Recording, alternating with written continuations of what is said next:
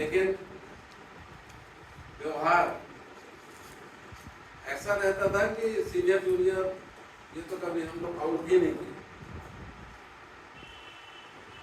उसके बाद फिर 98 में तो मैं खुद ही गर्ल्स स्कूल चला गया, गर्ल्स स्कूल कैंपस में चला गया, कैंपस में ऑफिस था और पोस्टिंग में रेडियो ऑफिस में, वहाँ फिर मुलाकात होती थी। कुछ दिन हम लोग साथ पढ़ाए थे, तो काम ज़्यादा था नहीं, ये था कि हम लोग भी बच्चों को पढ़ाएं, बच्चे पहचानते नहीं थे कि ये लोग भी टीचर हैं या रोज गर्ल्स स्कूल आते क्यों, गलत समझा ना हो कि गर्ल्स स्कूल रोज जाते हैं, क्यों आते हैं। तो हम बोले कि एक आध क्लास ले लेते हैं। वहाँ मैडम वो श्रीवास्तव मैडम बैठते थे, बातें होती थी। देखिए, आपके परिवार का और आपकी शिक्षा का की झलक व्यक्ति के व्यक्तित्व में दिखाई देती है, वो हम लोग अनुभव करते थे। और आज ही अभी क्लियर किया मेरे दिमाग में, मुझे कोई बताया था कि मैडम की एजुकेशन दिल्ली में हुई, तो हम लोग कहते भी थे कि अच्छी जगह से पढ़ने के बाद थोड़ा ब्रेन भी वैसे ही डेवलप होता है, ब्रेन तो सबके पास होता है, लेकिन उस डायरेक्शन में नहीं जाता है। तो हम लोग काफी प्रभावित रहते थे। और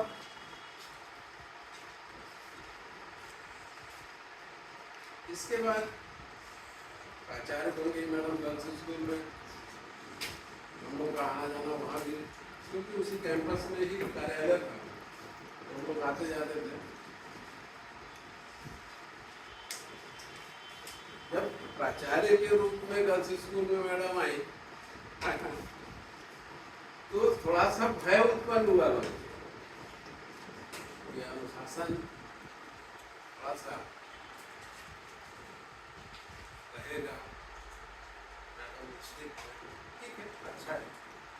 यदि संस्था प्रमुख अनुशासन नहीं बनाएगा तो संस्था चलाना, लेकिन बस वही बातें हैं जैसा हम लोग पढ़ाते समय बोलते थे कि बच्चों को अंदर हाथ रख के घड़े को पीटा जाता है, लेकिन वो सपोर्ट रहता है, ऊपर से ऐसा लगता है कि ये थपेड़े मार रहा है, लेकिन अंदर से सपोर्ट रहता है। तो कभी भी हम लोग ने सालों तक रहे, साथ में रहे, कभी ऐसा महसूस नहीं हुआ कि कोई तीसरा आकर के और जान जाएगा। कोई बाहर ही आ रहा है, मुजरा साहब एक बार मेरे को ढूंढते ढूंढते पहुंचे थे कि सस्पेंड करना है, कैसे होता है। हमारे प्राचार्य बिल्कुल अड़ गए कि नहीं, ऐसा श्रीवास्तव मैडम कुआं के पास लड़ गई मुजरा साहब से, श्रीवास्तव मैडम ने लड़ने लगी, नहीं वो ऐसा लड़का है ही नहीं है, उनको कहीं भ्रमित किया गया था। बाद में मुझे कैसे आपके काम बहुत लड़ाई करी और वो वास्तव में भ्रमित, हालांकि वो कुछ होना नहीं था। तो ये कहने का मतलब ऐसा लगेगा कि श्रीवास्तव मैडम भी बहुत स्ट्रिक्ट, श्रीवास्तव मैडम को आप जान रही हैं, आप तो खैर तुम लोग तो साथ में रहे, मैडम जान रही होगी कि अच्छी सैलरी थी, ये लोग दो सीनियर लोग एक ही कमरा में बैठा कर रहे हैं, 3 शुक्ला मैडम। तो मेरा कहने का मतलब ये है कि कभी भी संस्था प्रमुख ठीक है, आपस में लोग हैं, किसी को डांट दिया, कभी किसी में बोल दिया, लेकिन तीसरा कोई आएगा तो आपकी रक्षा वही करेगा और करना चाहिए, ये कर्तव्य भी है।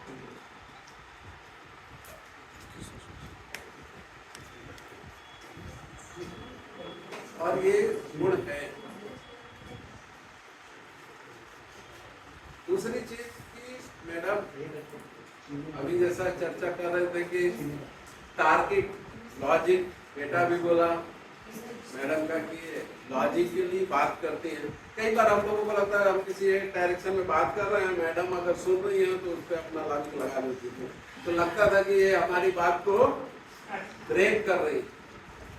लेकिन नहीं, पढ़े लिखे की पहचान ही यही है कि सोचने का ढंग होना चाहिए कि किसी के बारे में या कहीं कोई परिस्थिति है उस पर नॉर्मली जैसा बताया जाता है सकता है उसका कुछ दूसरा रूप हो। तो लॉजिक अपना लगाते थे तो ये सब चलता रहता था। क्या मैडम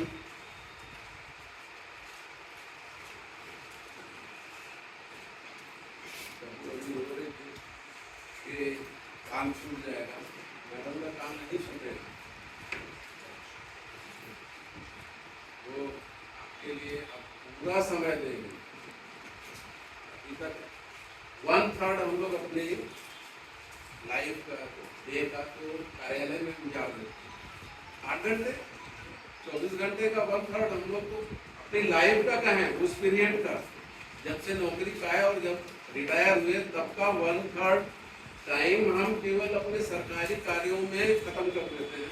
अब ये 1/3 भी आपको घर पे मिलेगा। मैडम स्वस्थ रहे, सुखी रहे, आपका नेम भी जो है जैसा